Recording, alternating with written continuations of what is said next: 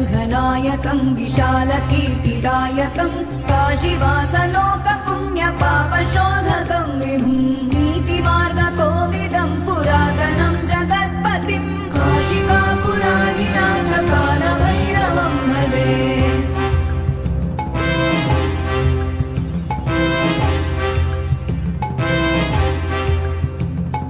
कालभैरवाष्टकं पठन्ति ये मनोहरं